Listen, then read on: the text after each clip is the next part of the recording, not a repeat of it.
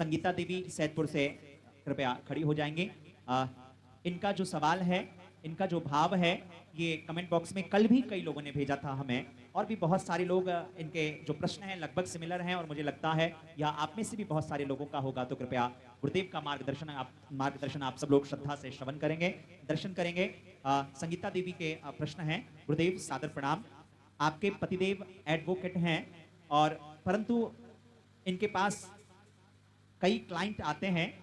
गुरुदेव, ऐसा ही सवाल अन्य कई लोगों का है कि वो किसी ना किसी प्रोफेशन में हैं, कोई नया उन्होंने स्टार्टअप किया है, कोई वेंचर स्टार्ट किया है, उनके पास क्लाइंट भी बहुत हैं, लेकिन एट द एंड कोई काम नहीं करवाते, कोई बिजनेस कन्वर्ट नहीं होता है।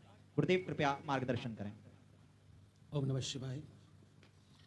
प्रश्न मुझे लगता है ये सार्वजनिक है, बहुत सारे लोग ऐसे हैं, कर तो रहे हैं। पुरानी एक कहावत थी ना, दिन भर चले अढ़ाई कोश।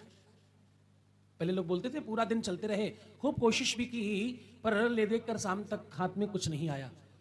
ये बहुत सारे लोगों का प्रश्न है कि हम खूब प्रयत्न कर रहे हैं, कोशिश कर रहे हैं, हम खूब निरंतर मेहनत कर रहे हैं, कर्म का समुचित फल नहीं मिल रहा, हमारे काम अच्छे नहीं हो रहे हैं, हमारे पास जो काम आ रहा है उसमें हम संपन्नता नहीं पा रहे हैं। हम प्रॉपर्टी डीलिंग में हैं, काम बहुत थे लेकिन कोई सक्सेस नहीं, सफल नहीं हो रहा। हम किसी ब्रोकरशिप में हैं, बहुत सारी चीजें हाथ में हैं पर मिल नहीं रही, या तो मीटिंग्स नहीं होती, या तो वो मीटिंग फुलफिल नहीं हो रही है, कंप्लीट नहीं हो रही। चाहे वो डॉक्टर हो, जितनी भी सर्विस इंडस्ट्री के लोग हैं जो ऐसा कोई काम करते हैं जिसमें उनका मध्यस्थता का कुछ काम हो अथवा अपनी सर्विस देकर के पैसे लेने का काम हो, ऐसी स्थिति में आपका अपना बृहस्पति, आपका अपना शनि, ये दो ग्रह स्ट्रांग होने बहुत आवश्यक है। अगर ये दोनों ग्रह स्ट्रांग नहीं हो, ये दोनों के दोनों ग्रह बहुत प्रबल नहीं हो, तो आपकी मेहनत बहुत कारगर नहीं होती। हाथ में बृहस्पति और शनि बिल्कुल अगल बगल में होते हैं। पहली उंगली के ठीक नीचे बृहस्पति, दूसरी उंगली के ठीक नीचे शनि। ये अगर समकक्ष दोनों पर्वत, हस्तरेखा में इसे पर्वत के रूप में कहा जाता है। हस्तरेखा पर भी हमने 3 पुस्तकें लिखी हैं, आप सब जरूर उसका दर्शन करें। शनि और बृहस्पति ये दो ऐसे ग्रह हैं जो हस्तरेखा में बिल्कुल अगल बगल में रखे हैं परमात्मा ने। क्यों? क्योंकि उन्हें मालूम था कि आपका विवेक और आपका कर्म ये दोनों जब पूरा तरह से अनुकूल होंगे तभी आपकी उन्नति हो पाएगी, तभी आप विजयश्री वाला, ये जो विक्ट्री वाला साइन है, आप तभी दिखा पाएंगे। बृहस्पति और शनि आप दिखाते हैं, आप कहते हैं जीत गए। विक्ट्री यानी विजयश्री, विजयश्री चाहिए तो बृहस्पति और शनि दोनों अनुकूल होने चाहिए। इसका दूसरा मानस भी है, बृहस्पति मतलब धर्म और शनि मतलब कर्म। धर्म और कर्म ये दोनों अनुकूल हो और सकारात्मक हो। मैं क्या कहना चाह रहा हूं? मैं ये कह रहा हूं, जब तुम्हारे कर्म में धर्म समाहित नहीं होगा, ये पूरे चक्कर का मतलब क्या था? तुम्हारे कर्म में अगर धर्म का छौंक नहीं है तो स्वाद नहीं आएगा, टेस्ट नहीं आएगा। धर्म में कर्म और कर्म में धर्म ये समाहित होना चाहिए। बृहस्पति और आपका शनि दोनों अनुकूल हो जाएंगे। तुम्हारे कर्म में धर्म को अंदर डालो। जरा सोच कर बताना, आज आपका दूसरा प्रश्न है, दूसरे दिन भी आपका ये प्रश्न है। आपने मन में एक भी बार विचार किया कि मुझे प्रेमेश्वर महादेव में भूमि दान करना? सत्य बोलना, सावन चल रहा है, तुम्हें महादेव की सौगंध है। नहीं सोच पाए। मोबाइल से देखते हैं, भूमि दान के संदर्भ में एक क्षण नहीं सोचा। सोचे हैं बहुत। देखिए ये बड़ी दिव्यता है। जैसे ही तुम्हारे कर्म में धर्म जुड़ेगा, 1 गज 2100 रुपए था मात्र। अरे हम कह रहे 1 इंच दे सकते हैं क्या? आधा इंच 1 सुई की नोक के बराबर कर सकते हैं क्या? इससे कम सामर्थ्य किसी की भी नहीं है। जैसे ही तुम्हारे कर्म में धर्म जुड़ जाए, अपनी छोटी सी दुकान पर एक गोलक लगाओ, उसमें महादेव के नाम पर रोज डालना शुरू करो। मैं सत्य कह रहा हूं, वो गोलक भी छोटी पड़ जाएगी और तुम्हारे घर का खजाना भी छोटा पड़ जाएगा। करके तो देखो। कर्म में धर्म डालो, फिर देखना वो धर्म तुम्हारे कर्म को बढ़ाएगा। वृक्ष इतना बड़ा हो जाएगा, खूब सारे फल लगेंगे। तुम्हारा घर छोटा पड़ जाएगा, तुम्हें महल बनाना पड़ेगा। कर्म अच्छा चाहिए तो धर्म अच्छा करो। हाँ, बोलो शंकर भगवान की। सौरभ सिंह हैं, यूट्यूब के माध्यम से दर्शन कर रहे हैं। गुरुदेव सादर प्रणाम। इनका बड़ा पवित्र भाव है। गुरुजी, मेरा सारा कार्य आपके आशीर्वाद से चलने लगा है। निरंतर आपकी कथा सुनते हैं। पहले मन बड़ा डिप्रेशन में रहता था, बड़ा स्ट्रेस था। अब कोई गम नहीं, कोई डर नहीं। ऐसा लगता है जैसे मानिए सब कुछ कर लूँगा, विश्वास आपके प्रति बढ़ रहा है, ऐसा लग रहा है जैसे सब कुछ पॉसिबल है। गुरुदेव आपके श्री चरणों में सादर प्रणाम। बहुत आशीर्वाद। यहाँ उपस्थित हैं प्रेमचंद्र गोरखपुर से। आपका बड़ा भाव है, मेरे घर में 3 शंख और 2 शिवलिंग हैं। क्या इस प्रकार से 3 शंख और 2 शिवलिंग, अन्य कई महिलाओं का भी सवाल है, गुरुदेव की शिवलिंग के ऊपर सर रखना चाहिए या नहीं, दंडवत प्रणाम करना चाहिए या नहीं, शिवलिंग कितना और कितने बड़ी संख्या में हम रख सकते हैं, गुरुदेव मार्गदर्शन करें। जी, सबसे पहले तो तुम जब शंख की बात करते हो तो शंख अधिकतम 5 रख सकते हो। कितने? अधिकतम 5। और कम से कम कितने रखें? एक शंख बहुत है। शंख है क्या? शंख का काम क्या है? शंख का काम है आवाहन करना। शंख का काम है अपनी ध्वनि से परमात्मा का आवाहन करना। शंख का काम है आरती के समय नाद करना। शंख आपकी आवाज में वृद्धि करता है। आवाज कौन सी? ये जो तुम बोल रहे हो ये नहीं, जो यशगान करने की आवाज है, जो तुम्हारे काम का आगाज वाली आवाज है, उसको और बुलंद करती है। अनावश्यक बहुत शंख की संख्या न बढ़ाएं जब तक शंख के प्रकार ना बढ़े। जैसे बिच्छू शंख, जैसे दक्षिणावर्ती शंख, जैसे वामवर्ती शंख, जैसे लक्ष्मी शंख, जैसे पांचजन्य शंख, जैसे सुदर्शन शंख, ऐसे कितने प्रकार के शंख हैं। प्रकारों में तो तुम भिन्नता बढ़ा सकते हो, एक ही जैसे अधिक शंख रखने का कोई मतलब नहीं है। और एक बात, अधिकतर लोग अपने घरों में शंख गलत तरीके से रखे हुए हैं। शंख गलत तरीके से रखने से घर में दरिद्रता बढ़ती है। क्या? शंख गलत तरीके से घर में रखा तो घर में दरिद्रता बढ़ेगी, अशांति बढ़ेगी, विवाद बढ़ेगा और मन ठीक नहीं रहेगा। शंख का जो मुख है वो ऊपर की ओर होना चाहिए। रखते समय बड़ा सहज लगता है, इसलिए शंख अपोजिट उल्टा घुमा कर रख देते हैं।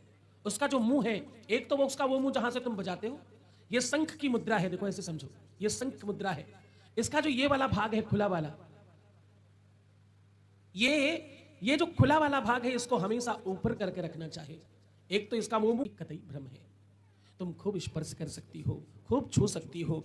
ये जिनके मन में बुद्धि में मलिनता है ना, जो धर्म को नहीं जानते, जो सनातन पद्धति को नहीं जानते, जो वैष्णव परंपरा को जानते नहीं हैं, जिनका संस्कृत से दूर दूर तक लेन देन नहीं है, वो लिंग समझ के वो पुरुष तत्व के रिप्रेजेंटेटिव का मतलब आकार से है, लिंग का मतलब औरे से है, लिंग का मतलब एक प्रकार से है। अथवा स्त्री लिंग, पुल्लिंग, नपुंसक लिंग थोड़ी होता, कोई एक ही लिंग होता। तो ये जो भाषा नहीं जानते उनकी बातें हैं। तुम खूब स्पर्श करो, खूब स्नान कराओ, खूब माथा रखो, खूब प्रणाम करो, कोई आपत्ति नहीं है इसमें। हाँ, बोलो शंकर भगवान। प्राइवेट और सरकारी नौकरी में कार्यरत हैं, ये क्वेश्चन स्पेसिफिकली जेनिफर ने भेजा है। गुरुदेव, मैं प्राइवेट एक एमएनसीज में काम करती हूँ गुड़गांव में, और पिछले काफ़ी समय से जॉब अच्छा चल रहा है, लेकिन मैं जो प्रमोशन डिजर्व करती हूँ वो प्रमोशन मुझे नहीं मिल रहा जो मिलना चाहिए। इस वजह से अच्छा नहीं लग रहा, प्रमोशन कैसे प्राप्त हो, गुरुदेव मार्गदर्शन करें। देखिए, जीवन में नौकरी हो, कार्य हो, अथवा किसी कार्य में प्रोत्साहन देना हो, जब भी तुम्हें कोई अपने से ऊपर की चीज चाहिए होती है, वो प्रमोशन हो या तुम्हारे जीवन में किसी भी प्रकार का कोई पुरस्कार हो, ये मिलता ही तब है जब तुम्हारे भाग्य और प्रारब्ध में वृद्धि होती है। गौर से समझना, ये तुम्हारे जन्माक्षर के लग्न के आधार पर निर्धारित होता है कि तुम्हारे जीवन में तुम कितनी नौकरी चेंज करोगे, तुम सरकारी अथवा प्राइवेट नौकरी करोगे, तुम तुम्हारे जीवन में क्या प्राप्त कर पाओगे और कितने समय के बाद तुम्हारे जीवन में कितना परिवर्तन आएगा, तुम कितनी उन्नति कर पाओगे और तुम्हारे जीवन में धन कितना लिखा हुआ है। ये सब तुम्हारे भाग्य और प्रारब्ध का सारा लिखा जोखा है। लेकिन भाग्य कैसे बनता है? भाग्य का वो सूत्र है क्या जिससे हम भाग्य को प्रबल कर सकें?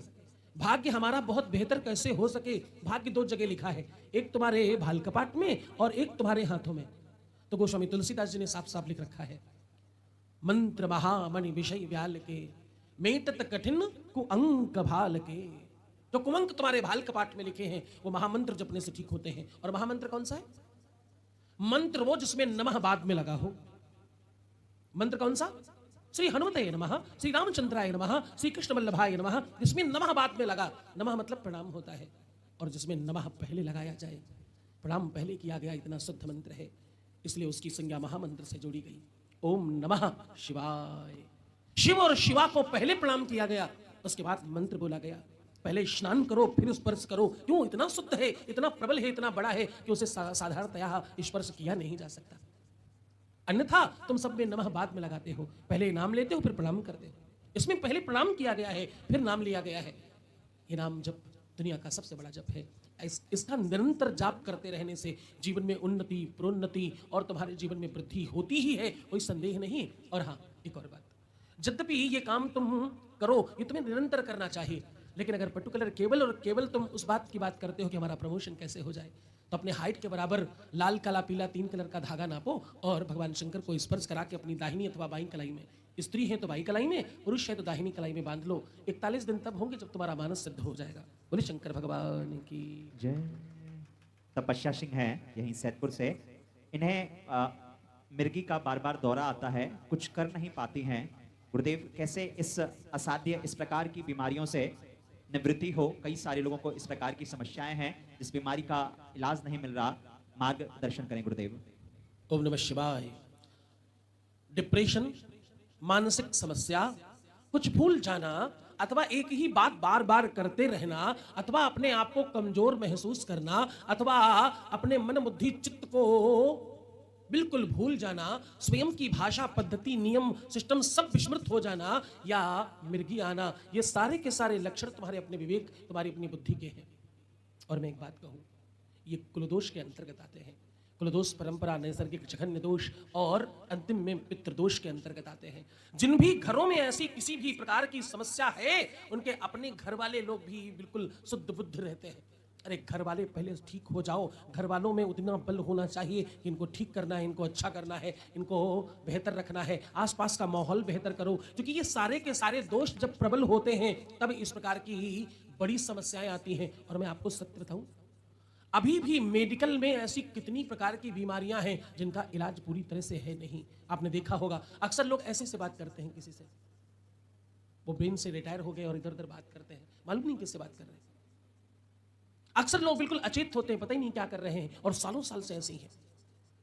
ये सब तंत्र मंत्र से किए कराए से अथवा तुम्हारे ऊपर किसी कुदृष्टि से अथवा तुम्हारे घर में, परिवार में, वंश में, कुटुंब में किसी प्रकार का दोष, पितृ ऋण हो, मातृ ऋण हो, वंश दोष हो, कुल दोष हो, परंपरा दोष हो या तुम्हारे घर में पितृ दोष हो, इन दोषों का प्रभाव है। और इन्हें ठीक करने के लिए कच्चे घड़े में दूध भरो, उसमें तिल डालो, अपने घर में चारों तरफ घूमो और चारों कोनों में 2-2 मिनट रख करके नमः शिवाय का जाप करो। और उसके बाद घर के बाहर निकलते समय ओम पीपलेश्वराय नमः बोलिए और ले जाकर के महादेव के ऊपर उसे विसर्जित कर दीजिए। ऐसा निरंतर लगातार अमावस्या पूर्णिमा करते रहिए। कहते हैं 41 पूर्णिमा, 41 अमावस्या जो ये काम पूरी श्रद्धा और विश्वास से करे, बिना किसी नागे के, परमात्मा की कृपा 99.9% हो ही जाती है। ऐसा कभी नहीं देखा गया कि उपाय समाधान कोई करे और ठीक ना हो सके। और सबसे बड़ा उपाय शिव महापुराण में अवगाहन करो, शिव महापुराण सुना करो। नहीं जा सकते कोई बात नहीं, मोबाइल में सुनो, टीवी में सुनो। और हिंदी में शिव महापुराण लिखने की इतनी जहमत उठाई क्यों हमने? ताकि तुम जैसे अच्छे बच्चे उसे पाठ करना शुरू करें। तुम्हारे लिए क्यों सुलभ करा रहा हूं, सबके सामने क्यों हाथ फैलाकर मांगता हूं भैया पैसे दो, ताकि सबको फ्री में, मुफ्त में किताबें दे सके, ताकि तुम पढ़ो, उसका पाठ करो, तुम्हारे जीवन में अच्छाई आए। तो देखो, करना तो तुमको पड़ेगा। खुद के मरने से स्वर्ग मिलता है, रास्ता तो हम बता सकते हैं, करना तुमको ही पड़ेगा, है ना? मन से करो, अच्छे रहो, क्योंकि शंकर क्या कहते हैं लोग? शंकर कहे, सब लोग बोलो, अब तो सीख गए सब लोग, शंकर कहे संकट कटेंगे, है ना जी? जी। चंदन कुमार हैं सैदपुर से। गुरुदेव सादर प्रणाम। जब हम भगवान शंकर की शिवलिंग की पूजा करें तो किस दिशा में बैठ करके पूजन करें और किस प्रकार से, किन सामग्रियों से और किस दिन पूजन करें तो हमारा जीवन उत्तम हो? गुरुदेव मार्गदर्शन करें। जिस दिन चाहे ये व्रत कर लें, सब तिथियां उत्तम कहलाती हैं। सब तिथियों में महादेव का, हर दिन महादेव का है, हर दिन, हर नक्षत्र, हर मुहूर्त, हर समय, हर काल, हर सेकंड, हर फ्रिक्शन ऑफ सेकंड, हर पल पल में परमात्मा है, कभी भी कर सकते हैं। भगवान शंकर के पूजन में केवल दिशा देखने में एक ही चीज देखनी है, अर्घा भगवान शंकर का उत्तर में होना चाहिए। अगर घर बैठकर पूजन कर रहे हो और मंदिर में कर रहे हो तो अर्घा उत्तर में होगा ही। तो दिशा और दिन तो तुम्हें कोई चिंता वाली बात नहीं। कैसे करें? महादेव का पूजन श्रद्धा और विश्वास से करें। सामग्री क्या चाहिए महादेव के पूजन में? महादेव के पूजन की सबसे बड़ी सामग्री क्या है? श्रद्धा और विश्वास। सबसे बड़ी सामग्री है। बस एक लोटा जल लेकर के जाओ, भगवान शंकर पर समर्पित करो, पूजन संपन्न हो जाता है। पर पूरी विधि से अगर करें तो महादेव बहुत प्रसन्न हो जाते हैं। जल चढ़ाएं, पंचामृत चढ़ाएं, फिर भगवान को स्नान कराएं, अथवा इन पंचामृत के पांचों सामग्रियों को भिन्नता से चढ़ाएं, पर हर सामग्री के बाद जल फिर से चढ़ाएं। चंदन, अष्टगंध, केशर, गुलाब जल, इत्र, पुष्प इत्यादि लगाकर खूब दिव्यता से श्रृंगार करें। एक और बात बताऊं, भगवान शंकर को चावल सूखे नहीं चढ़ाए जाते। बहुत सारे लोग ये गड़बड़ कर देते हैं। भगवान शंकर को सूखे चावल चढ़ाने से दरिद्रता बढ़ जाती है, इसलिए सूखे चावल नहीं चढ़ाए जाते। भगवान शंकर को हमेशा अनाज गीला करके चढ़ाया जाता है। तो धुलकर चावल चढ़ाएं और धूप बत्ती दिखाएं, आरती करें, प्रणाम करें, दिव्य श्रृंगार करें, और अपनी प्रार्थना में ये जरूर कहें कि जो आप चाहते हो वो होने दो। पापो हम पाप कर्मा हम पापात्मा पाप संभव त्राहिमाम पार्वती नाथ सर्व पाप हरो भव। हम रोज पाप कर रहे हैं, हम रोज पातक कर रहे हैं, हम रोज अपराध कर रहे हैं, मुझे क्षमा करना, मुझे माफ करना। हम पूजन करने आए, कुछ चाहिए नहीं, कुछ और नहीं मुझे मिले चलेगा, बस मुझे मेरे पातकों से मुक्त कर दो महादेव। ऐसी भावना से पूजन करें। क्यों? इसमें तुम्हारी चालाकी है, पर महादेव इसमें तुम्हारी चालाकी समझेंगे नहीं। तुम्हारे पाप कटे तो सुख आएगा ही, पर सुख मांगने से तुम्हारा स्वार्थ बिल्कुल स्पष्टता में दिखता है। तुम तो पाप काटने को कहो उन्हें अच्छा लगेगा। महादेव को बिल्कुल अपना मानकर उस भाव से अपने पाप ताप हरण करने के संदर्भ में उसी मानस के साथ, उसी श्रद्धा के साथ प्रणाम करो। और एक खास बात, महादेव के पूजन में जो लोग परिक्रमा करते हैं वो पूरी परिक्रमा नहीं की जाती। अगर जगह पर घूम रहे हो तो जहां से शुरू किया वहां आसपास पहुंच के फिर से वापस आ जाओ, और मंदिर घूम रहे हो तो अर्घे के पास जाओ और फिर वापस आकर के अर्घे के पास वापस आ जाओ। और महादेव को कम से कम 3 परिक्रमाएं करनी ही पड़ती हैं। अगर आप मंदिर जा रहे हो तो परिक्रमाम त्रीं कुर्यात्, कम से कम 3 परिक्रमाएं महादेव की करनी चाहिए। महादेव का पूजन महादेव मय होकर करना चाहिए। भस्म लगाओ, तिलक लगाओ, चंदन लगाओ, रुद्राक्ष पहनो, आसन डालो, जलपात्र रखो, दिया जलाओ। ये बेसिक व्यवस्थाएं हैं, ये सारे के सारे शिव भक्त जानते हैं, और नहीं जानते तो आज जानेंगे। ये सब करके अगर तुम महादेव को बनाओगे तो महादेव तुम्हारे अंतर वाले भी महादेव मान जाएंगे और सामने वाले भी महादेव मान जाएंगे। बोलो शंकर भगवान की। गुरुदेव, एक महिला है, उन्होंने अपना नाम हाइड रखने की रिक्वेस्ट की है। बड़ा संवेदनशील इनका प्रश्न है, बड़ी विपत्ति में है। गुरुदेव सादर प्रणाम। समझ नहीं आ रहा कैसे कहूँ, परंतु बहुत ही पीड़ा में हूँ। गुरुदेव, कुछ समय पूर्व हमारा विवाह लगभग फाइनल हुआ था, और हम लोग एक अच्छे रिलेशनशिप में थे और लिव इन में रहे, बड़े अंतरंग संबंध रहे। अब गुरुदेव वो विवाह करने से आनाकानी कर रहे हैं, भागने की कोशिश कर रहे हैं। कुछ समझ में नहीं आ रहा, क्या करूं? बहुत ही परेशान हूं गुरुदेव, मार्गदर्शन करें। जीवन में प्रेम चाहिए तो महादेव देते हैं, अनुकूल वर चाहिए तो महादेव देते हैं। कोई दुष्ट तुम्हें सता रहा हो तो महादेव ठीक करते हैं। तुम पढ़ते हो ना रोज, दुष्ट सकल नित मोहि सतावे, भ्रम तरहि मोहि चैन न आवे, त्राहि त्राहि मैं नाथ पुकारो, यह अवसर मोहि आन उबारो। तो परमात्मा महादेव से प्रार्थना करो। 108 शिव चालीसा के अगर किसी भी मानस को लेकर, किसी भी संकल्प को लेकर महादेव की मूर्ति स्थापित कर, दिया जलाकर, प्रसाद भोग लगाकर, पूर्ण पूजन करके अगर 108 पाठ शिव चालीसा के किए जाएं तो संकल्प सिद्धि में संदेह नहीं किया जा सकता। और ये तो तुम्हारा अधिकार है। अगर तुम उस जगह तक पहुंच चुके हो जहां के बाद विवाह का जो अनुष्ठान है वो गौड़ मात्र रह जाता है, तो तुम्हारा यह अधिकार है। और महादेव अधिकार दिलाने के लिए सर्वोपरि उपस्थित है। महादेव के शिवलिंग में नीचे का जो स्थान है वो अर्घा है, और ऊपर का जो स्थान है वो शिवलिंग है, यानी महादेव है। शिवलिंग के 3 अलग अलग भाग हैं। शिवलिंग 3 भाग में है। जो बहुत पौराणिक शिवलिंग का निर्माण करते हुए ये बात जानते हैं। 3 प्रकार की 3 खंड में है शिवलिंग। केवल शिवलिंग की बात कर रहा हूं मैं, अर्घे की बात नहीं कर रहा हूं। केवल शिवलिंग 3 भाग में बटी हुई है। एक उतना भाग जो तुम्हें बाहर दिखता है, एक उसका मिड भाग जो अर्घे के बीच में है, और एक उसका बिल्कुल नीचे वाला भाग जो मूल से ऊपर आ रहा है। इसमें ब्रह्मा, विष्णु और महेश तीनों समाहित है, अपने अपने सपत्नीक होकर के। तो तुम्हारा ये नैतिक दायित्व है, तुम्हें ये मिलना चाहिए। 108 शिव चालीसा के पाठ करो और प्रदोष व्रत करना शुरू करो। गले में गौरी शंकर रुद्राक्ष पहन लो और सारी की सारी बातें उन पर छोड़ दो। महादेव से प्रार्थना करो, अब सौंप दिया इस जीवन का सब हार तुम्हारे हाथों में। अब जीत तुम्हारे हाथों में और हार तुम्हारे हाथों में। दिलाओ तो तुम्हारी बेटी, नहीं दिलाओ तो भी तुम्हारी बेटिया, तुम्हारी मर्जी, तुम जो चाहो जैसे करो। इस भावना के साथ ये उपाय करो, तुम्हें 100% लाभ होगा।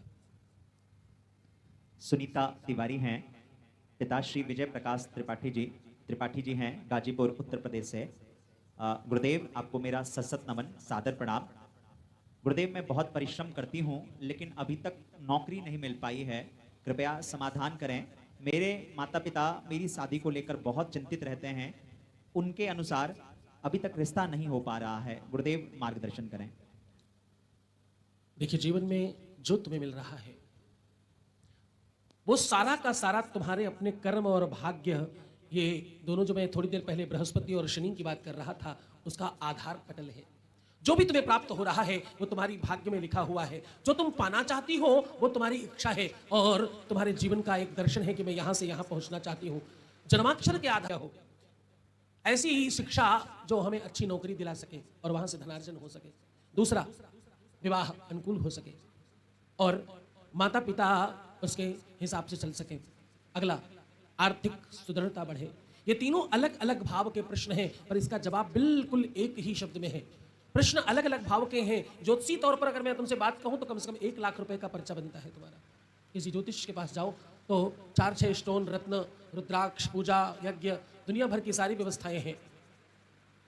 लेकिन ये, अब मैं सच बता रहा हूं, आपको बिल्कुल यकीन रखिए, वो जो बात मैं कह रहा हूं ये एकदम स्पष्टता से, एकदम वो बात कह रहा हूं जो पर्दे के पीछे वाली है। ये जो तुम समस्या कह रहे हो, ये समस्या बहुत सारे घरों में है। ये आपके अकेले की नहीं, बहुत सारे लोगों को इससे लाभ होगा। इसका समाधान बिल्कुल एक ही शब्द में है और एक ही ऐसे छोटे से प्रयोग से ये तीनों की तीनों चीजें बिल्कुल ठीक हो जाएंगी। क्या करना है? ऐसी परिस्थिति में जब तुम 2 चीजें बृहस्पति से चाहते हो, एक चीज शनि से चाहते हो, इसमें कुछ खास नहीं करना, बृहस्पति का उपवास करना शुरू कर दो, आपकी ये तीनों की तीनों चीजें ठीक हो जाएंगी। जब तुम बृहस्पति की ज्यादा चीजें चाहते हो, जिसका गुरु बलवान तो चेला पहलवान, गुरु बलवान तो चेला धनवान, गुरु बलवान तो चेला यशवान, कीर्तिवान, जाने कितनी भी प्रकार का वान। बृहस्पति का व्रत करें, पीपल की 16 परिक्रमा करें पीले धागे से और अपने राइट हैंड के अंगूठे में एक चांदी का छल्ला पहन लें। ये तीनों की तीनों चीजें तुम्हारे तीनों के तीनों प्रश्नों का जवाब है। और महादेव का खूब स्मरण करें। रोज शिव चालीसा तुम्हें पढ़ना ही चाहिए, अपने को और सहज करना चाहिए। कुछ तुम्हारी निजी चीजें हैं जो अच्छी नहीं है, मतलब तुम ऐसे समझना, कच्चे घड़े को जब कुम्हार बनाता है तो शेप देने के लिए थोड़ा बाहर से पीट रहा होता है। तो मैं पहले तुम्हें समाधान बता रहा था, अब तुम्हारा शेप सही कर रहा हूँ, तुम्हारा आकार और विकार ठीक कर रहा हूँ। कुछ विकार है तुम्हारे कुछ ऐसी चीजें हैं जो सार्वजनिक नहीं कही जा सकती। बस इतना समझो कि हमें हमारी ताल में सुसंस्कारित व्यवस्थाओं को मद्देनजर रखकर आगे बढ़ना चाहिए। जितना हम होंगे, जितना सुव्यवस्थित होंगे, उतना जीवन में उन्नति का मार्ग प्रशस्त होगा। तुम्हारा सबसे बड़ा बल, तुम्हारी सबसे बड़ी ताकत, तुम्हारी सबसे बड़ी क्षमता अध्यात्म और भगवान पर श्रद्धा है। भगवान पर श्रद्धा करो, थोड़ा विश्वास करो। अविश्वास और विश्वास के मध्य में रहने वाले लोग अधिकतर कुछ नहीं पाते। या तो अविश्वास या तो विश्वास, या तो टोटल मरा मरा कहना शुरू कर दो या तो राम राम कहना शुरू कर दो। एक तरफ खड़े हो जाओगे, मैं आपको सत्य कह रहा हूं, आप सफल हो जाओगे, कोई संदेह नहीं। बोले शंकर भगवान की जय।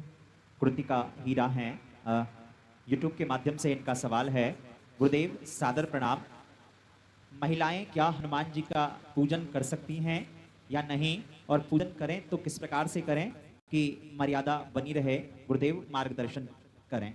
सादर प्रणाम। महिलाएं भगवान शंकर का पूजन कर सकती हैं या नहीं? कर सकती हैं, लेकिन महिलाओं को पूजन करने के लिए इस बात का बहुत विशेष ध्यान रखना होता है कि आप जब शिवालय में जा रहे हो तो पुरुष और स्त्री में वहां थोड़ा भेद है। जब आप बाकी किसी मंदिर में पूजन करने जाते हो वहां का नियम अलग है, लेकिन अगर भगवान शंकर की पूजा करने जा रहे हो तो स्त्री और पुरुष के लिए अलग अलग नियम है। स्त्रियों को अपने घर से पकवान ले जाना चाहिए, अपने घर से कुछ भोग प्रसाद लेकर जरूर जाना चाहिए, अपने घर से बना करके आरती जरूर लेकर जाना चाहिए, अपने घर से ही जल लेकर जाना चाहिए। और पुरुषों को मंदिर के समीप से ही जल की व्यवस्था करनी चाहिए और प्रयास करके वहीं आसपास से पत्र पुष्प जो भी मिले उस अनुसार पूजन करना चाहिए। ये पद्धति इसलिए बनी क्योंकि पुरुष कामकाज करते हुए मंदिर पहुंचते हैं, स्त्रियां बिल्कुल भगवान के पूजन के निमित्त ही घर से निकलती हैं। तो कहते हैं, शिव महापुराण का उपाख्यान है, कहते हैं भगवान शंकर की पूजा स्त्री करने जाए तो उसको सारी व्यवस्था घर से करके ले जानी चाहिए। ऐसा करेंगे तो भगवान शंकर की पूजा का लाभ तुम्हें अधिक मिलना शुरू हो जाएगा। कर सकते हैं कि नहीं? बिल्कुल कर सकते हैं, 100% कर सकते हैं। इसमें किसी भी प्रकार का कोई निषेध नहीं है। किसी भी पुराण में, कहीं शास्त्र में, किसी भी वेद में ऐसा नहीं लिखा है कि भगवान शंकर की पूजा स्त्रियां, बेटियां, बच्चियां नहीं कर सकती। कोई भी कर सकता है। पूजन में थोड़ी कोई निषेध होता है, ये तो सबके लिए है, सार्वजनिक है। जी गुरुदेव, क्या यही भाव श्री हनुमान जी के प्रति भी महिलाओं को रखना चाहिए? हनुमान जी जिन्हें बाल ब्रह्मचारी कहा गया है, जिनका अलग ही जीवन है, क्या महिलाएं हनुमान जी को भी इस प्रकार से प्रणाम, वंदन, पूजन, स्पर्श कर सकती हैं? गुरुदेव कृपया मार्गदर्शन करें। हनुमान जी के लिए बहुत भ्रांतियां हैं।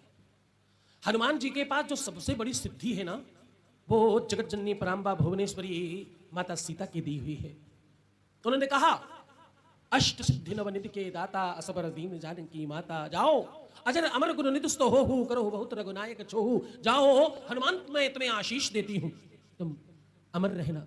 कलयुग में भगवान राम के गुणानुवाद का तुम प्रचार प्रसार करना, ये तुम्हारा काम होगा।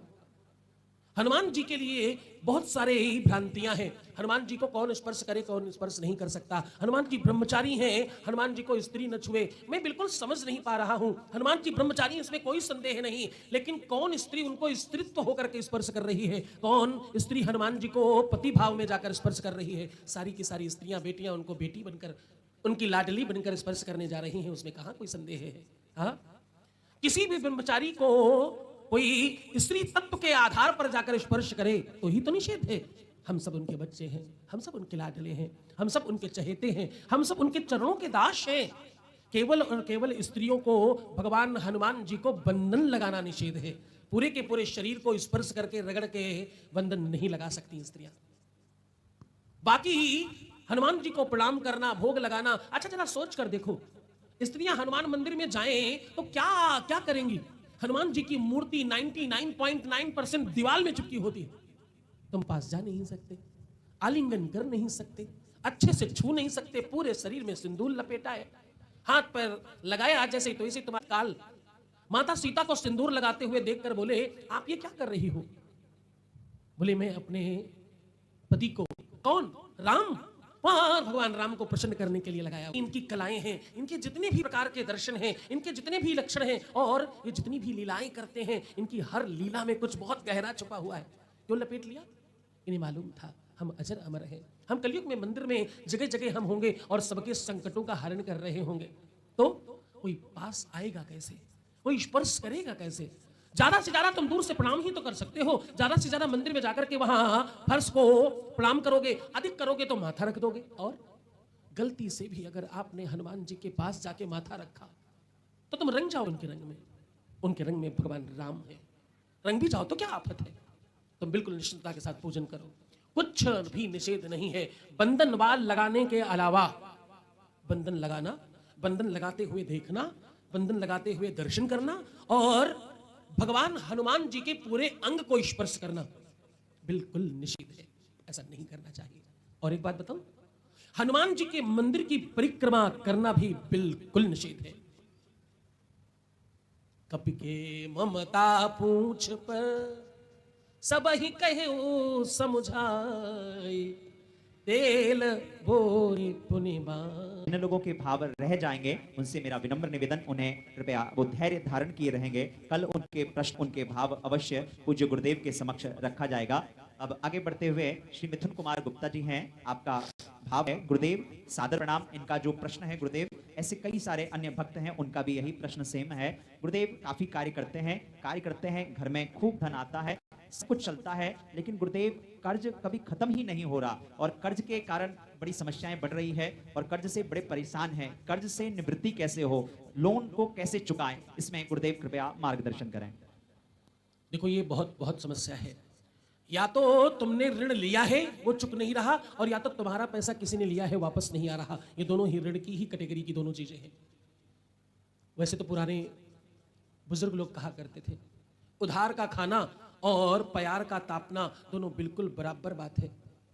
इसका मतलब समझते हैं आप लोग? बुजुर्गों को पता होगा शायद। उधार का खाना और प्यार समझते, वो जो धान वाला वो होता है, क्या बोलते हैं उसको यहाँ, हाँ, उसका तापना, मतलब ठंड में उसको जलाकर तापना, और उधार का खाना, बोले दोनों बहुत अच्छा नहीं है। इसका मतलब समझ में आया? इसका मतलब है वो जो भी आप क्या कहते हैं, हमारे यहाँ प्यार बोलते हैं उसको जलाओ तो बहुत बढ़िया जलता, लेकिन बाद में बाप रे बाप पूरे घर में फैला फैला घूमता है। उसको उठाकर साफ करना भगवान के ही बस की बात है, बाकी इंसान नहीं कर सकता। जलता जितना अच्छा है उतनी अच्छी कोई चीज और जल सकती नहीं। ठंड में जितना आनंद देता उतना कुछ और दे सकता नहीं, लेकिन जला देने के बाद उसको साफ करना पड़ा, अगर वो उड़ उड़ के सब पूरे घर में फैलेगा और पूरा घर गंदा करेगा, आप साफ नहीं कर सकते उसको, उठेगा ही नहीं, इतना हल्का हो जाएगा वो, पूरी दुनिया में उड़ उड़ करके आपका घर तो गंदा करेगा, पूरा मोहल्ला गंदा करके आएगा। ये हाल है उसका। इसलिए उधार जितना हो सके उतना, पहले लोग कहते नहीं लेना देना चाहिए, ना तो लें ना तो दे, ये दोनों से बचना चाहिए, पर व्यापारिक व्यवस्थाओं में ऐसा करना पड़ता है। इसके लिए महादेव का एक अलग स्वरूप है जिसको ऋण मुक्तेश्वराय नमः बोलते हैं। क्या बोलते हैं? ऋण मुक्तेश्वराय नमः। भगवान शंकर के ऊपर दूर्वा का माला बनाकर चढ़ाने से, गौर से सुनना, भगवान शंकर के ऊपर दूर्वा की कुछ कलियां ले करके उसको बांध करके पूरा 108 का माला बनाइए और उस पे सिंदूर और घी लगाकर महादेव को समर्पित कीजिए। ऋण मुक्तेश्वराय नमः बोलकर ऐसा बारंबार करें। ये काम मंगलवार के दिन करना है, ऐसा बारंबार करें। कब तक? जब तक आपका मानस सिद्ध नहीं हो जाए, जब तक पूरे ना हो फेरे 7, तब तक नहीं बबुनी बबुआ की। जब तक तुम्हारा धन वापस ना आ जाए, जब तक तुम्हारी व्यवस्था मजबूत ना हो जाए, जब तक तुम्हारा ऋण मुक्त ना हो जाओ तुम, तब तक ये काम करते ही रहो। पूरे आनंद से करो, महादेव तुम्हारी मदद करेंगे। बोले शंकर भगवान की जय। आखिरी प्रश्न के साथ आज का कार्यक्रम स्थगित करेंगे।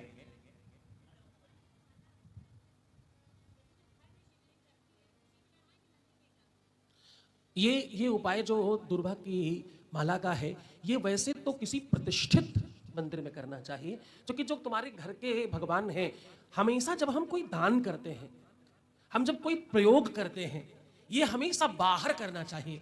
क्यों? क्योंकि जब तुम दान अपने घर में ही कर लेते हो ना, तो वो दान घूम फिर के फिर तुम्हारे घर में वापस आ जाता है, वो दान की संज्ञा में नहीं आता। कन्या तुम्हारी अपनी जब तक तुम्हारे घर में है तब तक दान नहीं लगता। उसको जब उठाकर दूसरी जगह दे दे तो कहते हैं ये महादान है, कन्या दान हो गया। वो दान जब बाहर जाए तो उसे दान मानते हैं। प्रयोग जब प्रतिष्ठित मंदिर में किया जाए, पूज्य मंदिर में किया जाए, किसी सिद्ध मंदिर में किया जाए तो अधिक लाभ करता है। घरों के मंदिरों में छोटे मोटे प्रयोग करें, बुराई नहीं है, लेकिन अधिक लाभ चाहिए तो सिद्ध और प्रतिष्ठित मंदिर में करना चाहिए। जी जी। आखिरी प्रश्न और भाव के साथ आज का कार्यक्रम स्थगित करेंगे। जिन अन्य लोगों का प्रश्न है उनसे मेरा निवेदन, कृपया धैर्य धारण किए रहें। कल पुनः आपके प्रश्न पूज्य गुरुदेव के समक्ष रखे जाएंगे। ये भाव है परमादरणीय श्री अशोक जी अग्रवाल जी का, आदरणीय बाबू जी का। गुरुदेव सादर प्रणाम। सर्वप्रथम दिशा और दशा, इसमें क्या अंतर है? और अगर किसी की दशा खराब हो जाए और उस स्थिति में मनुष्य अपने विवेक खो देता है, खुद पर हावी हो जाता है, तो ऐसा क्या करें कि उसकी दशा जो है अनुकूल हो? कृपया गुरुदेव मार्गदर्शन करें। जी, किसी भी व्यक्ति की दिशा और दशा ये दोनों ही ठीक हो जाए तो उसके जीवन में कुछ और की आवश्यकता नहीं है।